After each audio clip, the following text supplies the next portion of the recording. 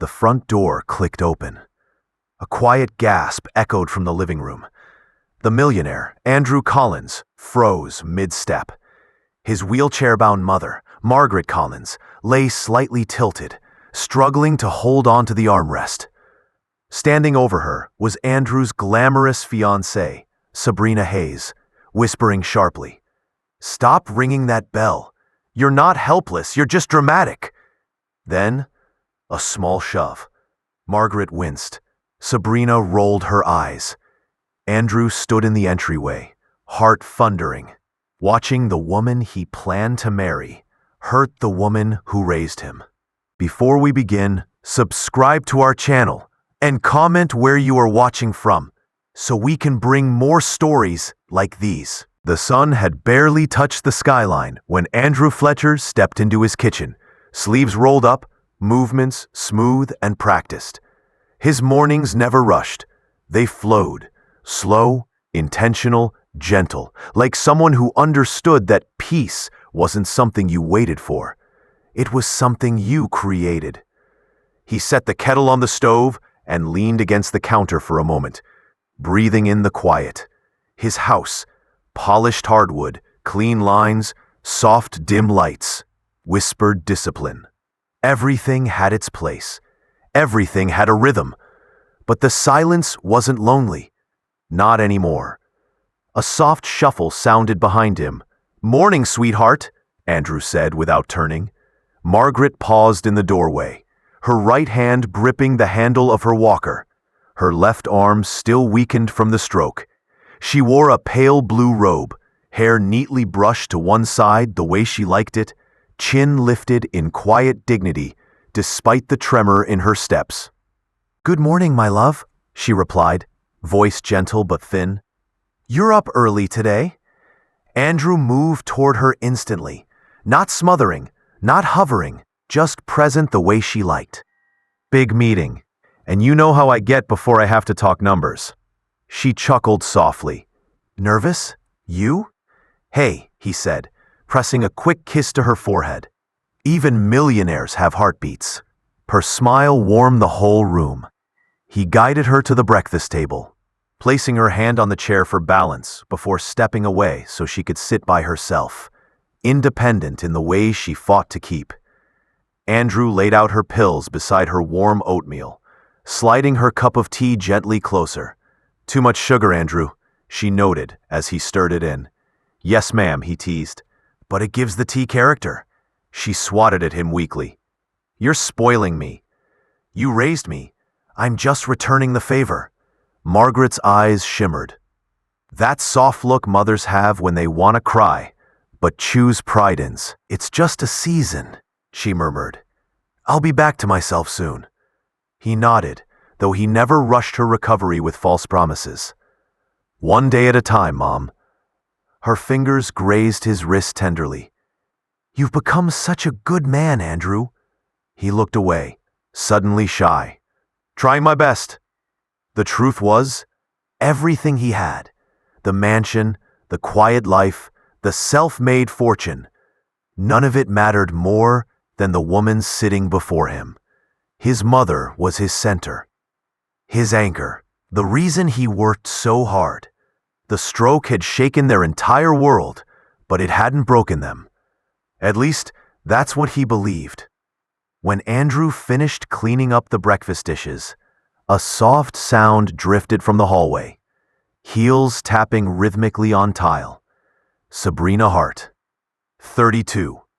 Elegant, polished, perfect smile, perfect posture.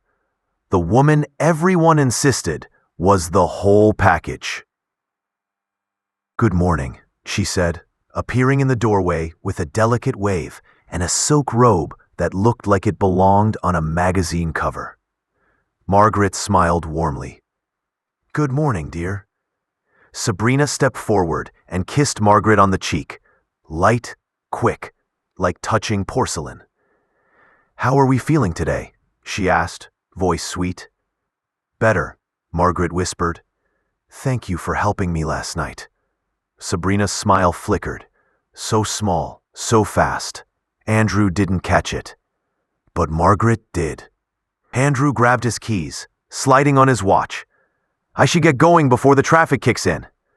Sabrina looped an arm around his waist. Nervous about the meeting? She teased, brushing his chest lightly. More excited than nervous, he said. And afterward, floral arrangements with you, right? She squealed softly. Of course, only the best for our wedding. Wedding. The word always made Andrew's heart flutter. Excitement mixed with a tiny, unshakable tremor of disbelief. Sabrina Hart, with her flawless reputation and effortless charm, had said yes to him. A self-made black millionaire with a scarred past and a mother who needed round-the-clock care. Sometimes it felt too good to be true. But Margaret had told him, "You deserve happiness too, Andrew. Don't push it away." So he didn't. He hugged Sabrina, then knelt beside Margaret, adjusting her shawl gently. "I'll be back early today," he said. "Call me if you need anything at all." She nodded with that same quiet gratitude. "Go, sweetheart. I'm fine." He believed her. He believed everything was normal, safe, peaceful. He believed Sabrina would take care of his mother, lovingly, respectfully, the way she did when he was watching. He believed the home he built was full of warmth. He believed his mother was cherished. He believed, and believing was his mistake. As Andrew headed down the driveway, he called out, "Love you both!" Margaret waved. "We love you too." Sabrina smiled brightly from behind her, bright enough to fool him, bright enough to make everything look perfect. And Andrew drove off into a day he expected to be ordinary. He didn't see Sabrina's smile fade the moment the door closed. He didn't see the tension in Margaret's shoulders. He didn't see the subtle flinch as Sabrina's heels clicked back toward the kitchen. He didn't see the way the housekeeper paused in the hall, eyes lowered, lips pressed tight as if holding in words too dangerous to speak. He didn't see any of it. To him, the house behind him was warm, stable, safe, a home built on love. But inside those walls, the air shifted, the warmth cooled, and the moment Andrew's car turned the corner, Sabrina's voice sharpened, the mask dropped, and Margaret, sweet, gentle, dependent Margaret, was left alone with a woman who hated being a caretaker. Andrew thought the day would be like any other. He had no idea that by nightfall, he would discover a betrayal so cruel it would change his entire life. The first sign wasn't loud. It wasn't a slap. It wasn't a shout. It wasn't something anyone could have recorded and pointed at and said, "There, that's abuse." It was softer than that. Smaller. Sharpened in the way only quiet cruelty could be. It started with a sigh. Sabrina watched from the kitchen doorway as Margaret reached for her glass of water on the side table. The tremor in her arm made the movement slow, unsteady. Her fingers grazed the glass but didn't close around it, and it wobbled dangerously near the edge. Sabrina didn't move. Margaret tried again, jaw tightening with effort.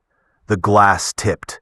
Water spilled over the edge, droplets sliding down the wood, dripping onto the floor with soft taps.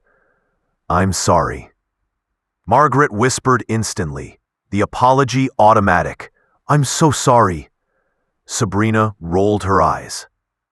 "It's just water," she said out loud, but the tone made it clear. "You're a problem." She stepped over, not to comfort, but to grab a towel and wipe the table a little too aggressively, lips pressed in a hard line. "You could have just called me," she muttered. Margaret lowered her eyes. "I didn't want to bother you." Sabrina huffed. "Well, now you have bothered me. Twice." The words hung in the room like a stain. Then, as if remembering she was supposed to be sweet, Sabrina softened her features. "Next time, just ring the bell," she said, voice lighter. "That's what it's there for, right?" Margaret nodded meekly, but inside, something wilted a little. The next sign came during lunch. The housekeeper, Helen, stood by the stove, stirring a pot of soup. The smell of vegetables and herbs filled the kitchen. Margaret sat nearby at the small round table, her hands folded neatly, waiting as she always did, never demanding. Sabrina walked in, scrolling on her phone. "Is the gluten-free bread here yet?" she asked without looking up. "Yes, miss," Helen replied. "It's on the counter." "And my salad?" Sabrina asked. Helen nodded toward the fridge, prepped and ready. Sabrina glanced at Margaret's empty plate. "Did she eat yet?" "Not yet," Helen said quietly. "I was about to—" "She can wait," Sabrina cut in curtly. "I need to eat before my meeting call." She turned to Margaret with a too bright smile. "You don't mind, right? I've got a lot going on." Margaret shook her head quickly. No, dear, please, you go first." Helen hesitated. "Her sugar's been low lately," the doctor said. "I said she can wait," Sabrina repeated, sharper now. "You'd think people would respect the bride's schedule." Helen's jaw tightened, but she said nothing. Margaret swallowed. "Really, Helen, I'm fine. Go ahead and feed Sabrina first." She tried to sound convincing, tried to sound like she believed her own words, tried to sound like her body wasn't getting weaker. Helen looked at her with quiet sorrow, then stepped toward the fridge and began plating Sabrina's salad. Margaret stared at the pot of soup, breathing slowly. She told herself it wasn't a big deal. She'd eaten later before. She didn't want to cause trouble. She didn't want to be difficult, especially with the wedding so close. Andrew was so happy. She didn't want to crack that happiness. That evening, Andrew called from his car. "Hey, Ma," he said, voice warm through the speaker. "How are you two ladies doing?" Margaret smiled automatically. "We're fine, sweetheart." Sabrina sat nearby on the couch, flipping through decor magazines. "She resting?" Andrew asked. "Oh, yes," Sabrina chimed in cheerfully. "We had a lovely day, didn't we, Margaret?" Margaret hesitated. A tiny pause, barely noticeable. "Yes," she said softly. "She's been very helpful." The words were true on paper, not in feeling. Andrew didn't catch the difference. He didn't hear the quiet strain behind his mother's voice. "How are you feeling, Mom?" he asked. "A bit tired," she admitted, "but I'm okay." "You tell Sabrina if you need anything, all right?" A silence stretched. Sabrina's eyes flicked sharply to Margaret.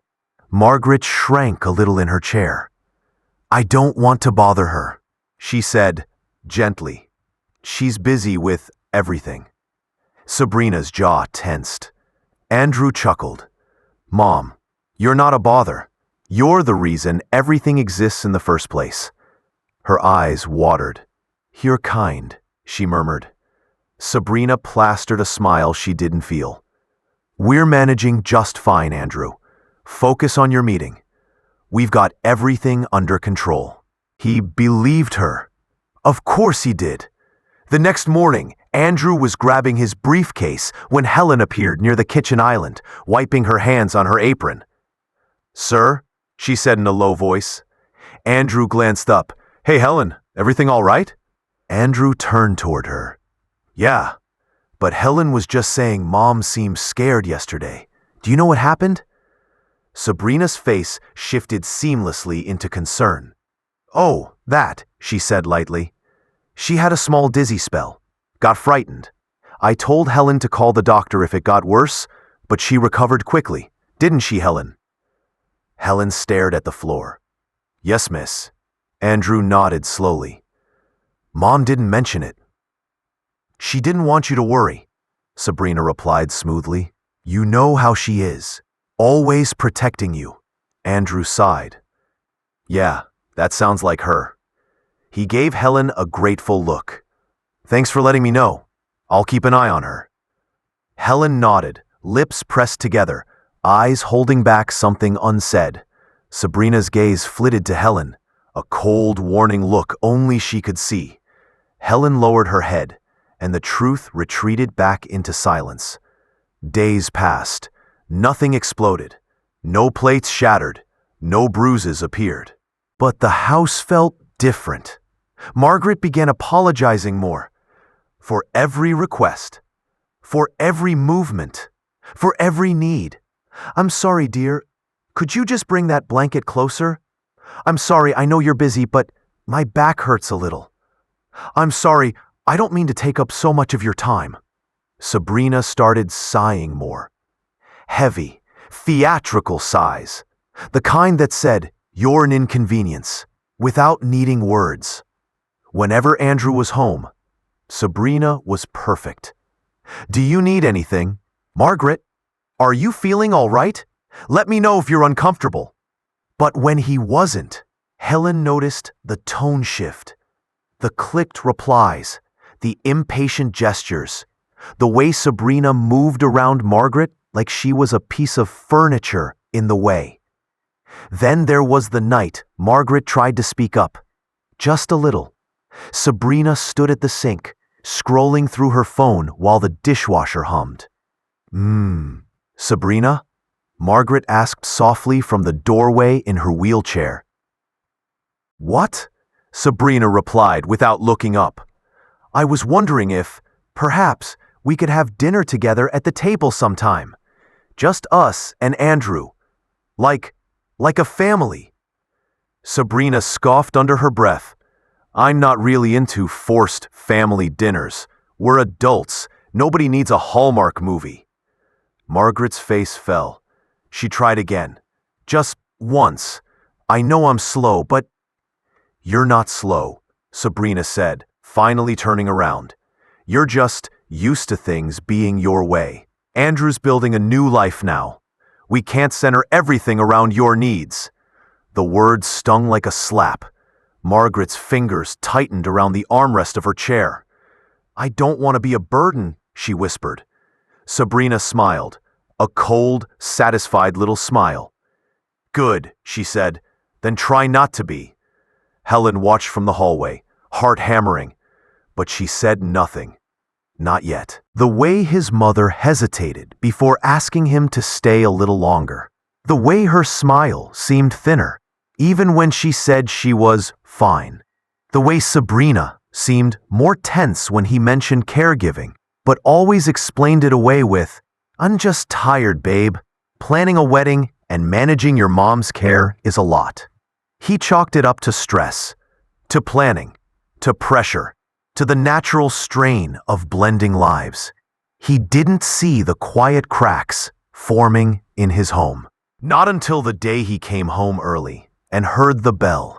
The day everything unraveled didn't begin with a warning. Andrew had a meeting scheduled across town. A big client, big contract, but a last-minute cancellation freed up his entire afternoon. He considered heading to the gym, grabbing lunch with his best friend, maybe even checking out wedding venues.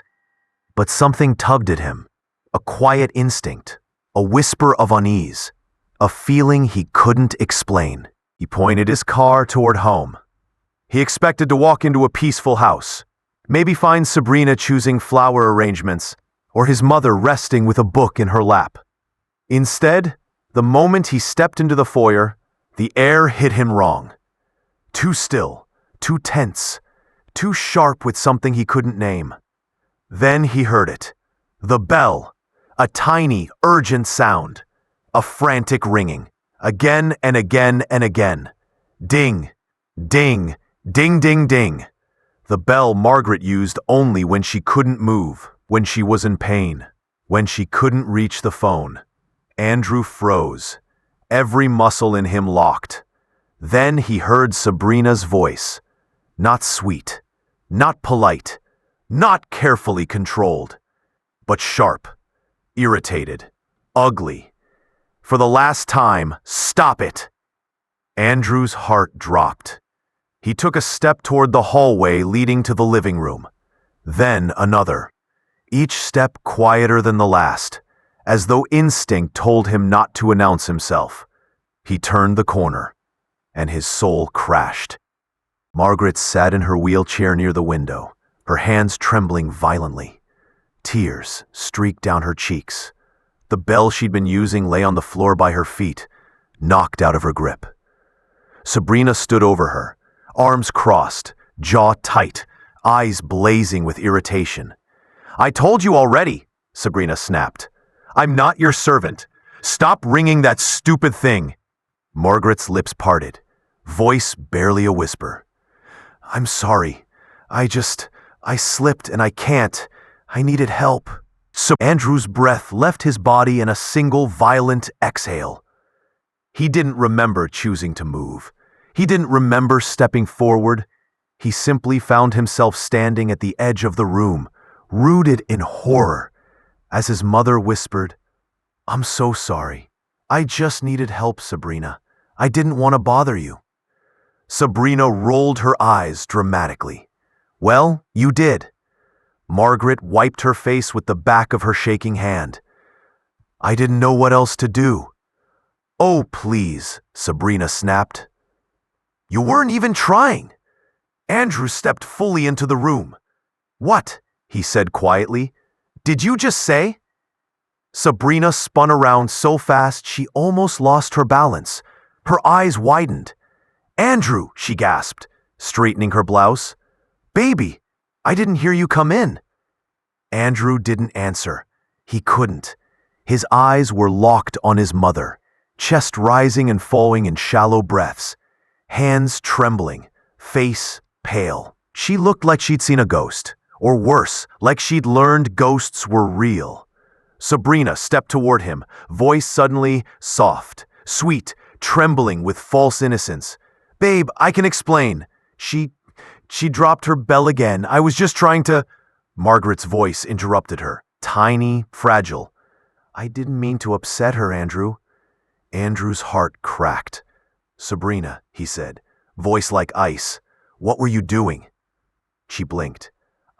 I told you I was trying to help. She gets confused." "Don't," Andrew said sharply. "Don't lie to me." Her mask flickered. Andrew looked at his mother again. Her eyes were full of shame. Not fear for herself, fear for him. Something inside him broke. "What happened?" he asked her softly. "Tell me." Margaret looked down, fingers twisting nervously. Her voice trembled. I rang the bell because I slipped in my seat, and I couldn't reach my cushion. I didn't want to bother her. She's been so busy." Andrew inhaled sharply, face flushing with fury. Sabrina quickly interjected, voice rising. "Andrew, she's exaggerating. She does this sometimes. She wants attention because—" "Because what?" Andrew turned, tone lethal. "Because she's disabled? Because she needs care? Because she's my mother?" Sabrina flinched. "Andrew." But Andrew's voice thundered. "Because I trusted you?" Silence. Thick, suffocating silence. Margaret reached for Andrew's hand with her good arm. "It's all right," she whispered, trying to save the moment. "Don't be upset. I'm okay." He knelt beside her, tears burning behind his eyes. "You are not okay," he whispered. "You haven't been okay, and I didn't see it." Margaret shook her head. "I didn't want to trouble you." Andrew stood slowly, turning toward Sabrina. This time, his voice wasn't loud. It was controlled, measured, dangerous. "What did you do?" Before Sabrina could speak, a quiet voice broke the tension from the hallway. "Mr. Fletcher." Helen, the housekeeper, hands trembling, face pale, eyes brimming with something she'd been carrying for too long. She stepped into the room, holding her phone against her chest, as if it were both shield and confession.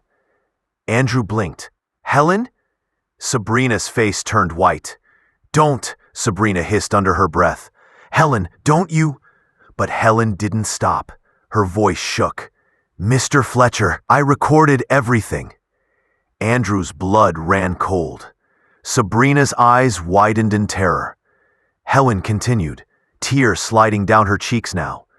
"I recorded it because this isn't the first time. She mocks your mother. leaves her waiting, ignores her when she's in pain, calls her names when you're not home. Her voice broke. I was afraid to lose my job, but I can't stay silent anymore. She extended the phone with both hands. Andrew took it with shaking fingers. Sabrina's voice erupted in panic. Andrew, she's lying. She's jealous. She hates me. She's trying to ruin our engagement. You know how these people? Andrew raised his eyes sharply. These people? Sabrina froze. Helen's shoulders curled inward, absorbing the words like an old wound reopening. Andrew pressed play. The room filled with Sabrina's voice. Mocking, cold, cruel. I'm not your servant. You're dead weight. Stop ringing this damn bell, you useless old woman. Andrew only peeps you around because he feels guilty. God, you make everything harder. Margaret covered her mouth. Helen looked at the floor. Andrew's expression hollowed into something unrecognizable. Sabrina stumbled back, voice shaking. I didn't mean it. I was stressed. She exaggerates. The recording. You don't understand. But Andrew already understood. Perfectly. His mother had been suffering. His fiancée had been the cause. And he had been blind. He stepped between Sabrina and Margaret, like a shield he should have been long ago. And with a voice too calm to be anything but deadly, he whispered, "This ends now." Everything in the room seemed to tilt. The audio continued to play from Helen's phone, Sabrina's voice spilling like poison into the air, each word sharper than the last. The insults, the mockery, the cruelty. It was all there, undeniable, undisguised. Andrew stood frozen, jaw clenched so tightly his teeth ached. His mother's soft sobs were the only movement in the room. Sabrina was the first to break. She lunged forward, reaching for the phone. "Turn it off. You don't understand." Andrew caught her wrist midair. His grip wasn't tight. It was firm, controlled. "Don't touch her," he said. Sabrina's face twisted. Shock, then fear, then something darker. She jerked her hand back like she'd touched fire. "Andrew, baby, listen." "Don't call me that." It was quiet, soft, but it made Sabrina flinch harder than a scream. Her eyes darted between the phone, Margaret, and Andrew. Tears welled instantly, the fast, convenient kind. "You're taking her side?" she cried, pressing a hand dramatically to her chest. "After everything I've done for this family?" Andrew stared at her, expression blank. "For this family?" he repeated. "Or for the image of being engaged to a millionaire?" Sabrina's mouth opened, then closed. Her voice turned higher, thinner, desperate. "She's lying. Helen is jealous. She's always been jealous. She wants your approval." Helen, who stood quietly near the wall, lowered her gaze, but didn't retreat. "I don't want anything," Helen whispered. "I just wanted your mother safe." Sabrina scoffed. "Of course you did. You live off this job. And you know I can't stand lays." Andrew snapped. "Say one more word." Sabrina froze. Andrew moved slowly, not angry, not rushed, but with the heavy stillness of someone unraveling the truth piece by piece. "Helen," he said, voice gentle, "how long has this been happening?" Helen swallowed hard, eyes glistening. "A few months, sir," Margaret gasped softly. Sabrina spun toward Helen. "Shut your mouth!" Andrew stepped between them instantly. "Sabrina." She froze again. He repeated the question. "How long?" Helen's voice cracked. "It started with comments. Nothing physical, nothing loud, but cruel." Margaret's hands trembled on her lap. Helen continued, voice shaking. "She'd laugh at her. Tell her she was slow. Tell her she was inconvenient. She'd put things out of reach so she'd learn to be independent. She'd walk away when she asked for water. And when Mrs. Fletcher used the bell, she'd snap. Sabrina exploded. "You have no proof!" Andrew lifted the phone. The audio was still recording. He pressed stop. Sabrina's face drained of color. Helen's voice softened, sadder now. "I only recorded today because I knew she'd go too far. She's been getting bolder, meaner." She wiped her eyes with the back of her hand. "I didn't say anything before because I need this job, and I thought maybe it would stop." Margaret's voice came out small, trembling. "I didn't want trouble, Andrew. I didn't want to ruin your engagement." Andrew's knees nearly buckled. His mother, gentle, by the woman he was going to marry. He turned back to Sabrina. Her tears vanished instantly, replaced by irritation, anger, entitlement. "This is ridiculous! You're being manipulated!" she shrieked. "She's old and confused. She doesn't remember things clearly. And Helen, she's exaggerating to make me look bad." Andrew's stare didn't budge. "You said," he whispered, "you were taking care of my mother." Sabrina swallowed. I was. You said you loved her. I tried. You said she was safe with you." Sabrina's jaw clenched. "How was I supposed to know she'd ring that damn bell every 5 minutes?" Andrew stepped forward. "What did you just say?" Sabrina stumbled back a step. I didn't mean..." But Andrew wasn't done. He picked up the bell from the table, held it up between them. "This bell," he said quietly, "is the only way my mother can call for help when she's in pain." Sabrina opened her mouth. Andrew continued, "And you took it away." Sabrina's voice rose into a shrill pitch. "She's not a child. She can do things herself. I have a wedding to plan, Andrew. I don't have time to babysit a..." Margaret's face crumpled. Andrew's voice dropped to a deadly whisper. "Finish that sentence." Silence suffocated the room. Sabrina lifted her chin defiantly. "A burden. That's what she is. A burden. And you know it." The house went still. Helen stopped breathing. Margaret gasped. Andrew felt something inside him shut off completely. He'd had enough. He pointed to the door. "Get out." Sabrina blinked rapidly. "What?" "You heard me. Get out of my house." Sabrina scoffed, laughing through disbelief. "You're joking.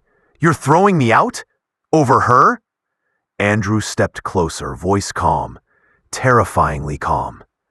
"She is my mother, and you mistreated her in my home." Sabrina's voice cracked as panic crept in.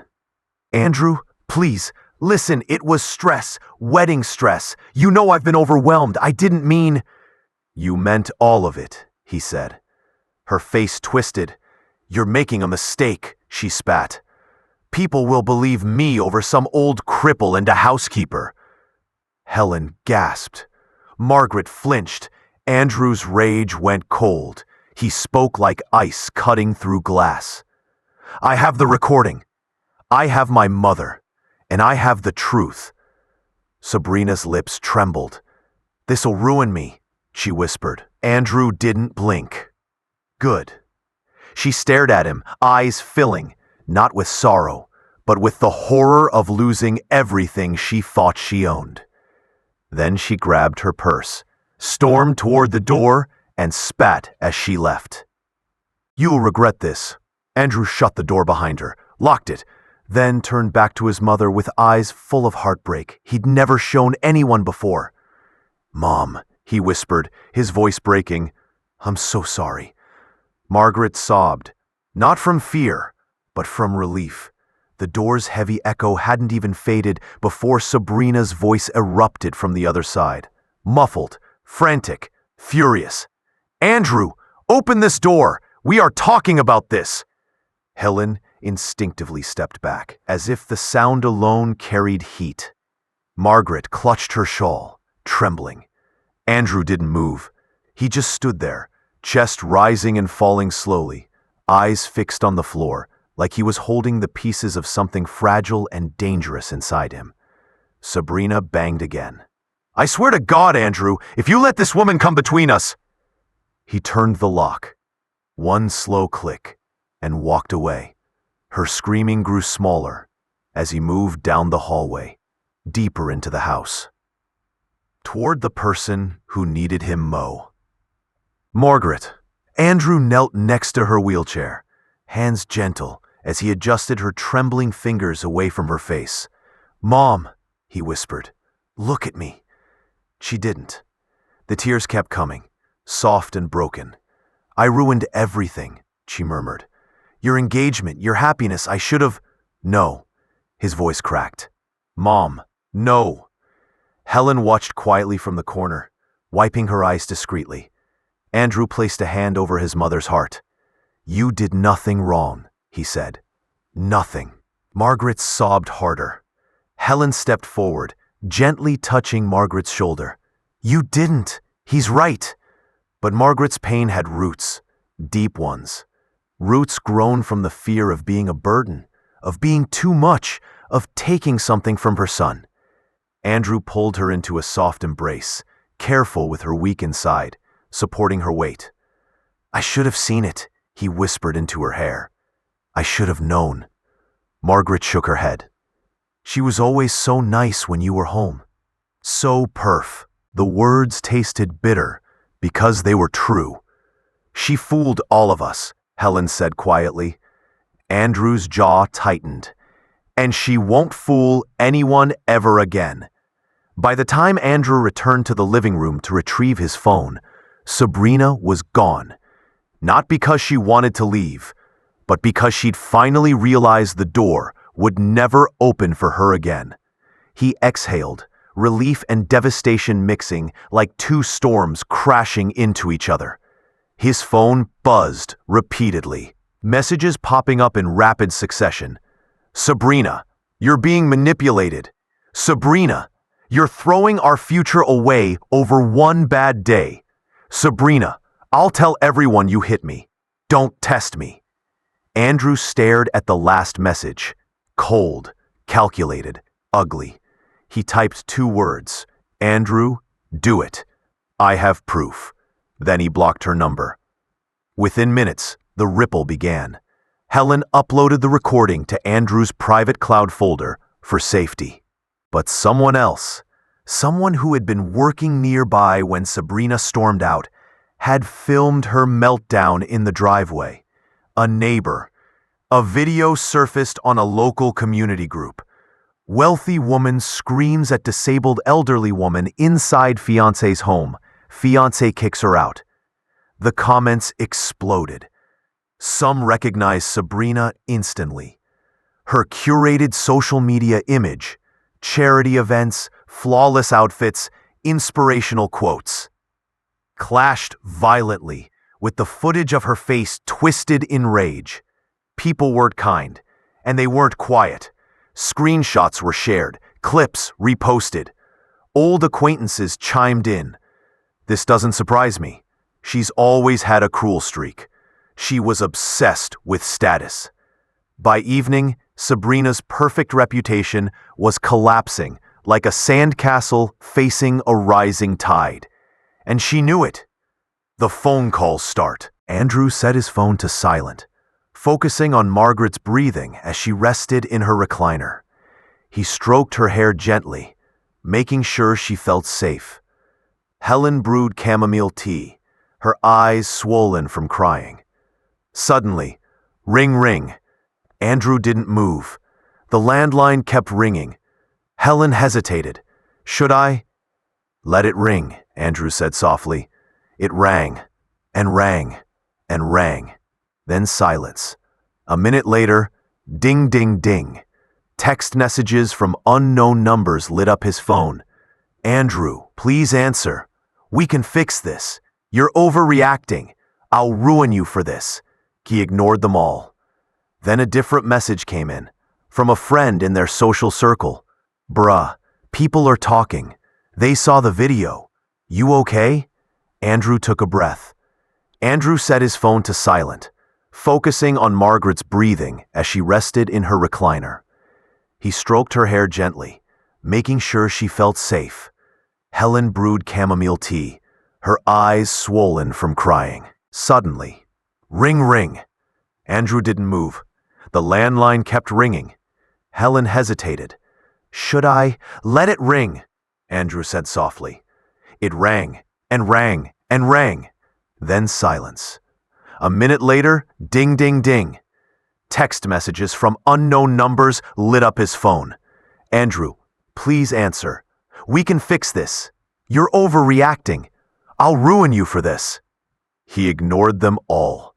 Then a different message came in, from a friend in their social circle. Bruh, people are talking. They saw the video. You okay? Andrew took a breath. I'm fine. My mother is safe. That was the only thing that mattered. Sabrina's panic reaches its peak.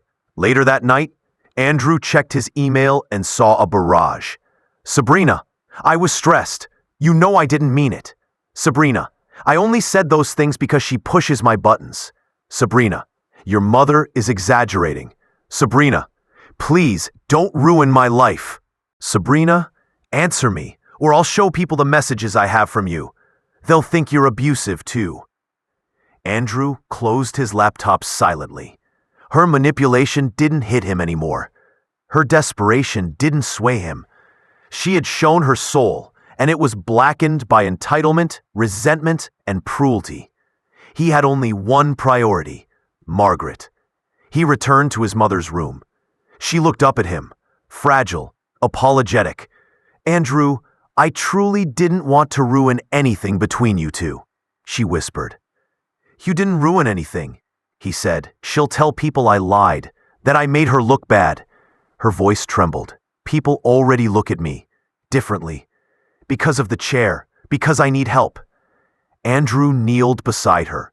Listen to me, he said softly but firmly. You did nothing wrong. You deserve care. You deserve safety. You deserve love. Margaret's chin wobbled. And if anyone, Andrew continued, looks at you like you're less because of your condition, then they're the ones who are small, not you. She touched his cheek with her trembling fingers. I'm proud of you, son, she murmured. He closed his eyes. Mom, he whispered, I'm gonna take care of you. Properly this time. I promise. Before bed, Andrew stood in the hallway, watching the shadows on the floor, thinking about the woman he almost married, about the cruelty she hid behind polished smiles, about the mother who had always been gentle enough to break, about the housekeeper who risked everything for the truth. He exhaled deeply. Tomorrow, things would change. Tomorrow, he would rebuild their home, their trust, their peace. But tonight, he simply went into the living room, placed a blanket over Margaret's legs, kissed her forehead, and whispered, You're safe now. She smiled in her sleep, and for the first time since the stroke, her face looked at ease. The house was quieter that night than it had been in months. Not peaceful, not calm, just quiet in the way a room feels after someone has screamed inside it. A quiet filled with aftershocks, invisible but heavy enough to bend the air. Andrew sat on the edge of the couch, long after Helen had gone home, long after Margaret had drifted into a fragile sleep, long after Sabrina's car had vanished down the street. He sat there, unmoving, elbows on his knees, hands clasped so tightly, the veins strained across his skin. Every breath felt like work. Every thought felt like a bruise being pressed over and over. He had been blind. Blind in love. Blind in trust. Blind while the person he adored was hurting in silence, feet away from him, and now the truth sat on his chest like an anvil. A soft sound came from the hallway, the faint creak of wheels rolling slowly across tile. Andrew's head snapped up. Margaret appeared in her wheelchair, still wearing the shawl he'd draped over her earlier. Her eyes were tired, half-lidded, but she forced a smile. "Why aren't you asleep, sweetheart?" Her voice was gentle, but the moment he saw her, really saw her, something inside him shattered open. Andrew stood quickly and rushed to her side. "Mom, you should be resting," he said. She patted his hand with her weak left hand. "And you should be breathing." He exhaled shakily. Margaret's brows softened, studying him. "Andrew, what's wrong?" That single question, spoken with love, spoken with worry, tore the last thread of composure he had left. Andrew covered his eyes with one hand, and he broke. The kind of break that didn't come with noise. Not at first. Just a trembling inhale, the kind that shakes a grown man's shoulders. Margaret's own eyes widened. "Andrew, oh, sweetheart." He sank to his knees beside her wheelchair, head pressed against her lap like he was a child again, seeking comfort no adult could offer. "I'm sorry," he choked out. "Mom, I'm so sorry." Her fingers, shaky, weak, threaded lightly through his hair. "What are you apologizing for?" "Everything. Absolutely everything." But he forced the words out clearly. "I brought her here. I trusted her. I let her near you. I should have known. I should have seen." His voice cracked. "I put you in danger." Margaret's breath caught, her hand pressing gently against his cheek. "Andrew, you didn't know." He shook his head violently. "That's the problem. I didn't know. I should have known you weren't happy. I should have noticed you were scared. I should have protected you." Margaret's eyes softened with a sadness deep enough to drown in. "You were trying to build a future," she whispered. "I didn't want to take that from you." He looked up at her, eyes red, guilt burning through his chest. "You are my future," he said, voice raw. "You always have been." Margaret's lips trembled. "I didn't want to be in the way," she whispered. "I didn't want to ruin your life."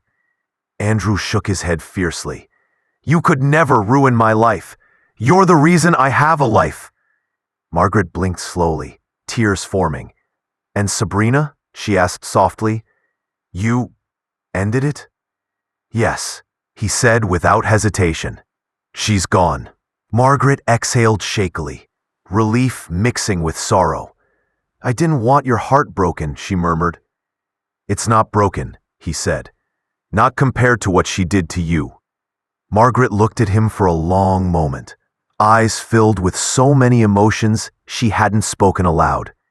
Fear, loneliness, shame, love, and worst of all, guilt for something that wasn't her fault. "I should have told you sooner," she whispered.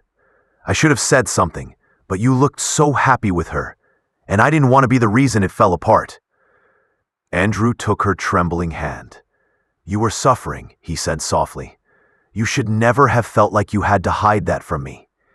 Margaret nodded, swallowing a sob. "I felt like a burden," she said. "Like I was holding you back from having a normal life. A wife who didn't have to share you with caregiving duties. A future not tied down by my needs." Andrew's chest tightened painfully. "You are not a burden," he said firmly. "Not now, not ever. Taking care of you doesn't trap me. It grounds me." Margaret's tears spilled. "And Sabrina, she made me feel small." Andrew leaned closer. "Because she is small," he said. "Cruel people shrink others to feel tall." Margaret let out a shaky breath, as if releasing months of swallowed humiliation. "You don't have to carry this anymore," Andrew said gently. "I'm here. I'm watching now. No one is going to mistreat you again." Margaret cupped his cheek with her good hand.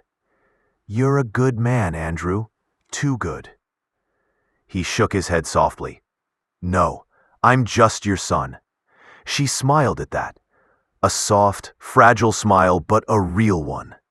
He helped her settle back into her bed, tucked the blanket gently around her legs, made sure her water was close and the room was warm. Margaret looked up at him, eyes glistening. Are you sure you're all right? She murmured. Andrew kissed her forehead. I will be, he said, now that you're safe. She exhaled, peaceful for the first time in months. And you, she whispered, will you be able to trust someone again? Andrew didn't answer immediately. He looked at her, his mother, his anchor, the woman who survived a stroke and still apologized for taking up space. He kissed her hand. I'll heal, he said. With you. Margaret's eyelids fluttered. When she finally drifted to sleep, Andrew stayed beside her for a long time, silent, watchful, steady. Then he whispered the vow he should have made long before. I won't let anyone hurt you again. Ever. I promise. And for the first time that day, he felt like he was breathing clean air again. The next morning began differently. Not with dread. Not with tension hiding in the corners of the house. Not with Sabrina's heels clicking sharply across the floor. But with sunlight, clear, unapologetic sunlight spilling across the living room rug like it belonged there again. Andrew woke early. Not because anxiety dragged him from sleep, but because determination did. He checked on Margaret first. She was still asleep, breathing softly, her face relaxed in a way he hadn't seen in months. Her hands weren't curled with tension. Her eyebrows weren't pinched in silent distress. She looked peaceful. And that alone made his chest loosen. He tucked the blanket around her one more time before quietly stepping out. The first call he made was to a professional caregiving company, highly rated, compassionate, and known for specializing in post-stroke recovery. Same-day evaluation? He asked. We can be there in 2 hours, the receptionist assured him. Good. Next, he called a contractor. I want ramps, widened doorways, and railings installed, he said. No delays, no shortcuts. Finally, he called the home security company. Change every code, every lock, every password. By 10 a.m., the mansion felt like a different place. Not haunted, not stiff with unspoken suffering, but alive again. A home reorganizing itself around safety and love instead of Sabrina's cold presence. Helen arrived shortly after, stepping inside cautiously, unsure what remained after yesterday's storm. When she saw Andrew standing at the kitchen counter brewing tea, she froze. Mr. Fletcher, I wasn't sure. Andrew turned to her, expression gentle but firm. Helen, come in. She stepped forward slowly, eyes flickering to the hallway where so much had happened. You didn't have to come in today, Andrew told her. After everything. No, Helen interrupted softly. I wanted to. I needed to see if Mrs. Fletcher was all right.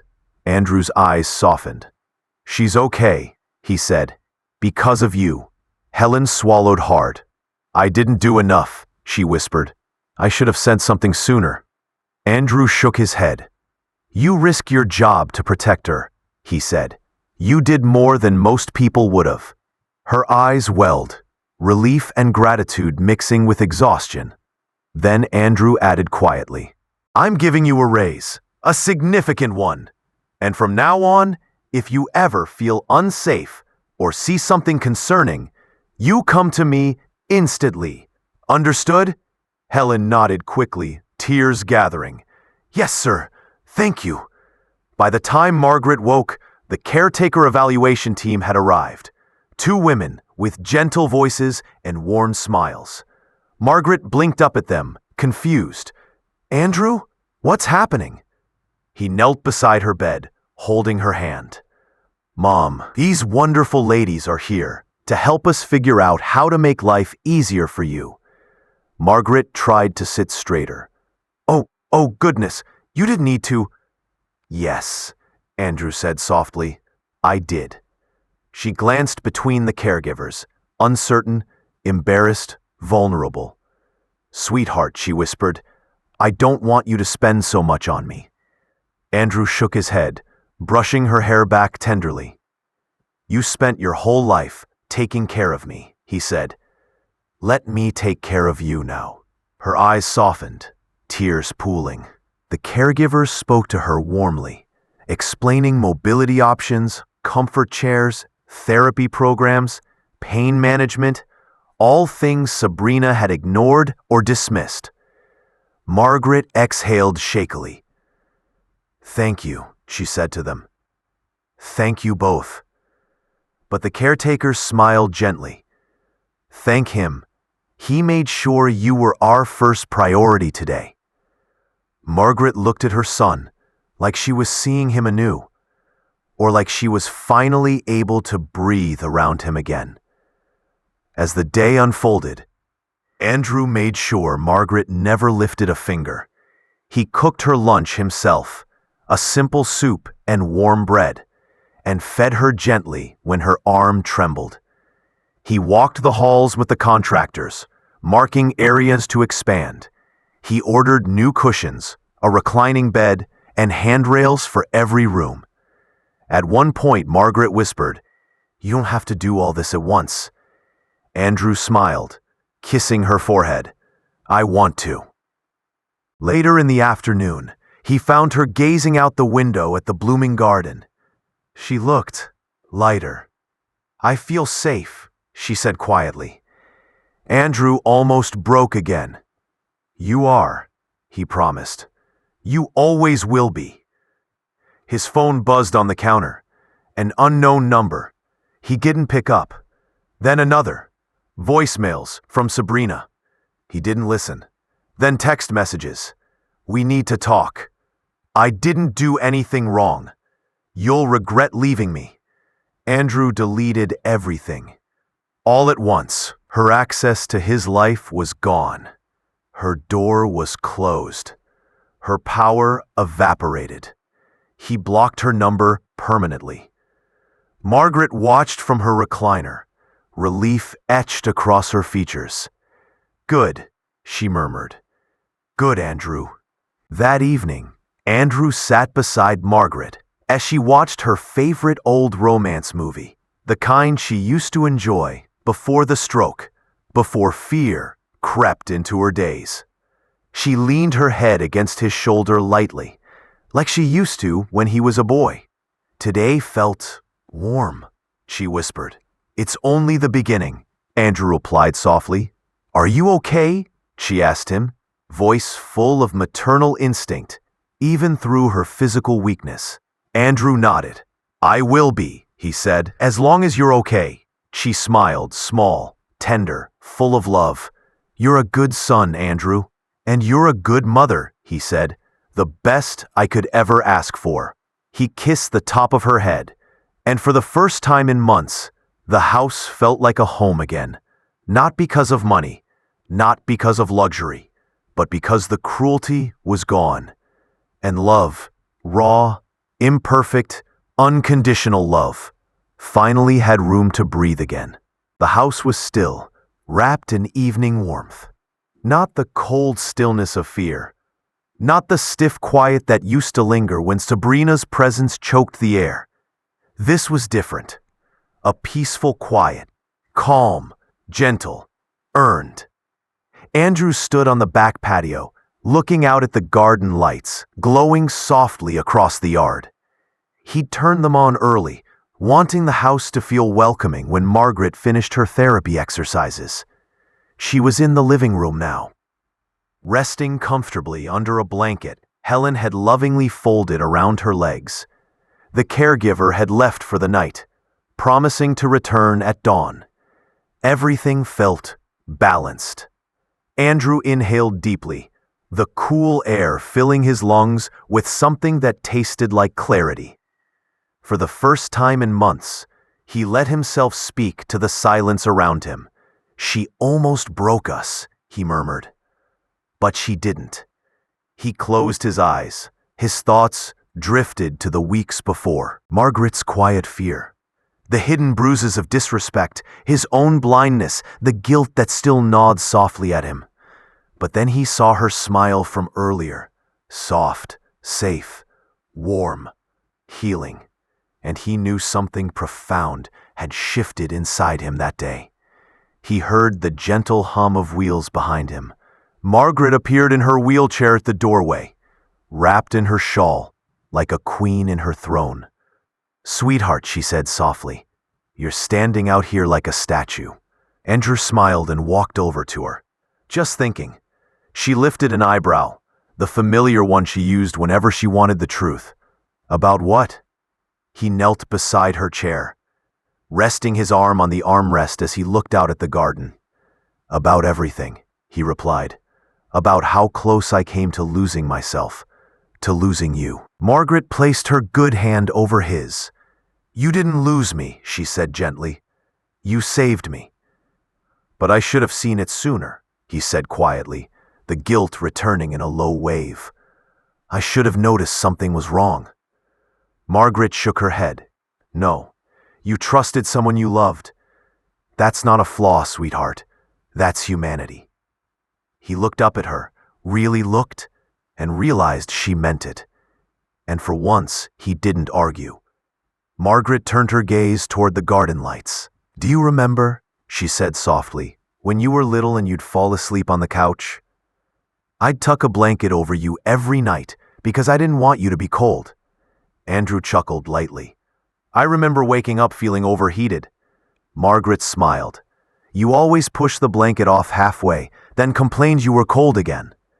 He laughed quietly. Then her expression softened. "That's what love is, Andrew. Not perfect, not grand.